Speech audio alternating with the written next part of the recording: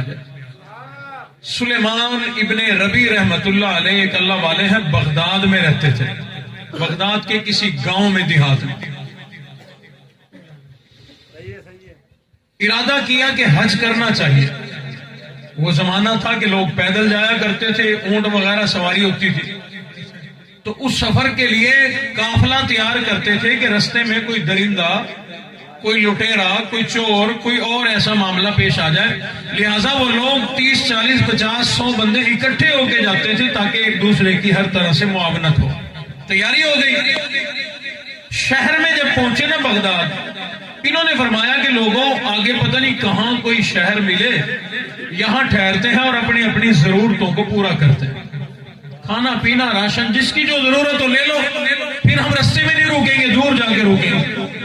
ٹھیک ہے، سامان رکھ دیا، ایک کو نگران بنا دیا، لوگ اپنی ضروریات پورے کرنے میں لگ گئے، اور اس کو کہا کہ ہم آ جائیں پھر تجھے موقع دیں گے۔ سلیمان ابن ربی رحمت اللہ علیہ شہر سے ایک گلی میں نکلتے نکلتے شہر سے باہر کی طرف چلے گئے، کیا دیکھتے ہیں؟ ایک عورت کوڑا کرکٹ کا ڈھیر ہے، روڑی ہے، اس پہ مردہ جانور، مردار جانور پڑا ہے، اس کا گوشت کاٹ کاٹ کے تھیلے میں ڈال رہے۔ فرماتے میرے دل میں آیا، عورتیں بڑا مکر کرتی ہیں، پتہ نہیں یہ کیا کرے گی، میری توجہ بڑھ گئی، میں دیکھتا رہا اس کو۔ اس نے تھیلا بھرا، کپڑے کا تھیلا تھا، اٹھایا، باپردہ تھی، میں نے چہرہ تو اس کا نہیں دیکھا، وہ ایک طرف کو چل دی، میں بھی اس کے پیچھے پیچھے ذرا دور ہو کے چل دیا تاکہ اس کو پتہ نہ چلے، دیکھو یہ کرتی کیا ہے۔ دور جنگل میں چلی گئی، ایک بالکل بوسیدہ سا مکان ہے، چھوٹی چھوٹی دیواریں ہیں، نہ دروازے نہ کچھ۔ اندر گئی، تھیلے سے گوشت نکالا، بوٹیاں بنائی، جو میرے سامنے اس نے حرام جانور، مردار جانور کا گوشت کاٹا تھا، اس نے وہ بوٹیاں بنا کے دھو کے ہنڈیا میں پکنے کے لیے چڑھا دیا۔ فرماتے ہیں اب تو مجھ سے برداشت نہ ہوا، میں اس کے قریب چلا گیا، جا کر کے میں نے سلام کیا، وہ چونک پڑی، اس نے میرے سلام کا جواب دے دیا۔ میں نے آگے بڑھ کر کہا اللہ والی یہ کیا کرتی ہے؟ میں نے دیکھا حرام جانور، مردار جانور کا گوشت تو نے کاٹا اور لے کر کے آئی ہے، اب ہڈیاں میں چڑھ گیا، معلوم ہوتا ہے تو اس کو کھانا چاہتی ہے۔ وہ عورت رو پڑی، آنسو بہنے لگے، کہنے لگی اللہ والے کیا کروں، سید زادیوں، سادات خاندان سے ہوں، شوہر میرا شہید ہو گیا، ننے منے بچے ہیں، مجھے ان کی بھوک برداشت نہیں ہوئی، کئی دن کے فاقے سے میرے بچے ہیں، مجھے جب برداشت نہ ہوا میں آج نکل کھڑی ہوئی، میں چلی گئی، میری نظر پڑی کوڑے کرکٹ کے ڈھیر پر، روڑی کے اوپر میں نے دیکھا ایک مردار جانور پڑا ہے، مردہ جانور پڑا ہے، میرے دل میں آ گیا کوئی بھوکا آدمی ہو، مسئلہ یہ ہے اپنی جان بچانے کے لیے مردار کھا لے تو جائز ہے۔ سبحان اللہ۔ میں نے سوچا کہ اپنی بچوں کی جان تو بچاؤں، شریعت کا مسئلہ ہے کہ اپنی جان بچانے کے لیے مردار کھا سکتے ہیں، کیا کریں، ہمارا کمانے والا کوئی نہیں۔ سلیمان ابن ربی فرماتے ہیں میری چیخ نکل گئی، میں نے کہا میری بہن ٹھہر جا، نہ خود حرام کھا نہ اپنے بچوں کو کھلا۔ کہنے لگی حرام نہ کھائیں تو کیا کرے، مردار نہ کھائیں تو کیا کرے، کمانے والا بھی کوئی نہیں، ضرورت نہیں پوری ہوتی، کیا کریں، کہاں جائیں، بچے بل بلا گئے بھوک سے۔ سلیمان ابن ربی رحمت اللہ علیہ فرماتے ہیں میں نے اس کو کہا میری بہن یہ اتار دے، اس کو ضائع کر دے، پھینک دے، میں تیرے لیے راشن اور سامان لے کے آتا ہوں۔ یہ اپنے سامان کے قریب آ گئے، جب وہاں پہنچے سب لوگ اپنی ضرورتیں پوری کر کے وہاں آ چکے تھے۔ انہوں نے قافلے والوں کو کہہ دیا او قافلے والوں، میرا حج کرنے کا ارادہ کینسل ہو گیا، ملتوی کر دیا، میں حج کرنے نہیں جاؤں گا، لہذا میرا راشن بھی، میرے کپڑے بھی، بستر بھی، میرا سارا سامان نکال کر میرے سپرد کر دو۔ سبحان اللہ۔ قافلے والوں نے سمجھایا سلیمان کتنا عرصہ ہو گیا ہمیں حج کی تیاری کرتے ہوئے، آج موقع ملا ہے، یہ کیا کرتا ہے؟ سگا بھائی بھی اس قافلے کے اندر موجود ہے، سگے بھائی نے کہا او میرے پیارے بھائی اور میرے بڑے بھائی، کتنا عرصہ ہو گیا ہمیں تیاری کرتے کرتے، آج یہ موقع ملا ہے، روز روز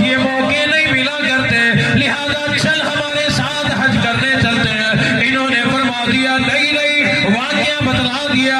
سید زادی ہے، امام الانبیاء کی بیٹی ہے، سید خاندان سے ہے، امام الانبیاء کے سادات خاندان کی بچی یہاں حرام کھا رہی ہو، میں امام الانبیاء کے روزے پر حاضری دوں گا۔ وہاں امام الانبیاء نے اگر مجھ سے سوال کر لیا، اللہ کے بندے اور میرے امتی، وہاں میری بیٹی حرام جانور کھا رہی تھی، تجھے حج کی پڑی تھی، یہاں آ گیا، میں کیا جواب دوں گا؟ لہذا میں نہیں جاتا، میرا سارا سامان یہی نکال کے مجھے دے دو۔ سبحان اللہ، سامان نکلوا لیا، ان کو اللہ حافظ کر دیا کہ تم جاؤ، تمہیں مبارک ہو۔ سارا راشن لا کر اس بیوہ کو، اس سید زادی کو دے دیا کہ لے میری بہن، یہ تجھے مل گیا، کئی دن کے لیے کافی ہو جائے گا، گھبرانا نہیں، حرام نہیں کھانا، مردار نہیں کھانا، جب تک میں یہاں رہوں گا مزدوری کروں گا، کما کما کے اپنا پیٹ بھی بھروں گا، تجھے بھی کھلاؤں گا، تیرے بچوں کو بھی کھلاؤں گا۔ سبحان اللہ۔ غریب یتیم کا تعاون کرنے کے لیے حج چھوڑ دیا۔ اللہ اکبر۔ یہ آج کا دور ہے، پیسے جلدی اکٹھے ہو جاتے ہیں، اس زمانے میں پیسے اکٹھے ہو بھی جائیں تو قافلہ نہ بنے تب بھی لوگ نہیں جا سکتے تھے، بڑی مشکل سے قافلے تیار ہوتے ہیں۔ انہیں روانہ کر دیا، مزدوری کر کر کے اپنا اور اس بیوہ بہن کا پیٹ پال رہا ہے، یتیم بچوں کی کفالت کر رہا ہے۔ 6 سے 8 مہینے لگ جاتے تھے، حج سے پیدل سفر ہوتے تھے، واپس آنے میں حج ہو گیا، قافلے واپس آنا شروع ہو گئے، جب بھی کوئی قافلہ دیکھتے دوڑ کر جاتے کہ شاید ہمارا قافلہ ہے، دیکھتے وہ نہیں ہے، بہرحال لاتے، پانی وانی پلاتے، کسی کی ضرورت ہو پوری کرتے، روانہ کرتے۔ ایک دن اچانک نظر پڑی تو اپنا قافلہ آ گیا، دوڑ کر آگے بڑھے، استقبال کیا، آگے بڑھ کر ان کو کہنے لگے تمہیں مبارک ہو، تمہیں مبارک ہو، تم نے حج کیا، بیت اللہ کی زیارت کی ہے، امام الانبیاء کے روزہ اطہر کی زیارت کی ہے، امام الانبیاء کے روزہ اطہر پر تم نے درود و سلام کے تحفے پیش کیے ہوں گے، امام الانبیاء نے اپنے کان مبارک سے سنے بھی ہوں گے، جواب بھی ملا ہوگا، تم امام الانبیاء کے روزہ اطہر کے سامنے سے جب گزرے ہوں گے، تم نے صدا بلند کی ہوگی، الصلاۃ والسلام علیک یا رسول اللہ۔ امام الانبیاء نے تمہیں جواب بھی دیا ہوگا، تمہیں مبارک ہو، تم مقدروں والے لوگ تھے، میرے مقدر میں نہ تھا، میں نہ جا سکا۔ قافلے والے کہنے لگے او سلیمان، ہمیں پاگل کیوں بناتا ہے، ہمارے ساتھ تو نے سارا حج کیا، بیت اللہ کا طواف کیا، امام الانبیاء کے روزے انور پر تو نے صلاۃ و سلام کے تحفے بھی پیش کیے، آج ذرا توڑ کر ہم سے پہلے پہنچ گیا، ہمیں کہتا ہے تمہیں مبارک ہو۔ حضرت سلیمان نے فرمایا لوگوں میں تو اس دن کا یہی ہوں، میرے مقدر میں کہاں تھا، میرے نصیب میں کہاں تھا، بس اللہ نے میری ڈیوٹی یہاں لگا دی، میں نہیں جا سکا۔ لوگ کہنے لگے جھوٹ بولتا ہے، ہمارے ساتھ گیا، ہمیں کہا کہ میں نہیں جاتا، آگے جا کر ہمارے ساتھ مل گیا، مکہ پہنچا، بیت اللہ کا طواف کیا، حجر اسود کو بوسہ دیتے ہوئے ہم نے تجھے دیکھا، تو نے پورا حج کیا، امام الانبیاء کے روزے اطہر پر صلاۃ و سلام کے تحفے پیش کیے، اب ذرا جلدی آ گیا تو کہتا ہے مبارک ہو۔ سبحان اللہ۔ رو پڑے کہ لوگوں میرا یقین کرو میں نہیں گیا، مجھے ان لوگوں سے پوچھو، میں یہاں تھا، میں مزدوری کرتا تھا ان کے پاس، میں اپنا اور ان یتیم بچوں کا پیٹ پالتا تھا، میں نہیں گیا۔ 69 لوگ کہتے ہیں کہ ہم گواہ ہیں تو گیا۔ اللہ اکبر۔ سارا دن پریشان رہا، رات آ گئی، رات کو جو سویا خواب میں امام الانبیاء کی زیارت ہو گئی۔ حضور نے فرمایا سلیمان روتا کیوں ہے، پریشان کیوں ہے؟ عرض کر دیا کہ میں پریشان نہ ہوں تو کیا کروں، لوگ کہتے ہیں میں حج پہ گیا، حالانکہ میں نہیں گیا۔ حضور علیہ السلام نے فرمایا کہ اے سلیمان رونے والی کیا بات ہے، گھبرانے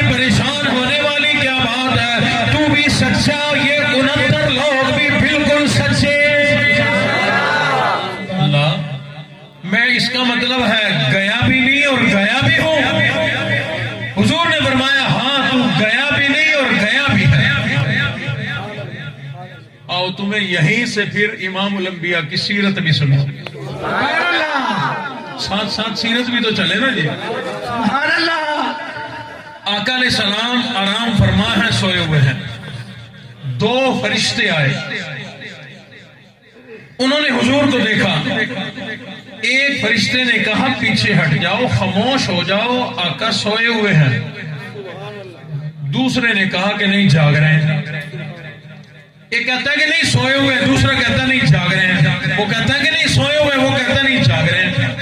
یہ بحث جو ہوئی، حضور بیدار ہوئے.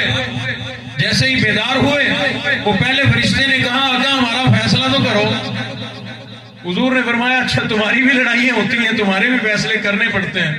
کہا ہاں جی ہمارا فیصلہ کرو. فرمایا کیا ہے؟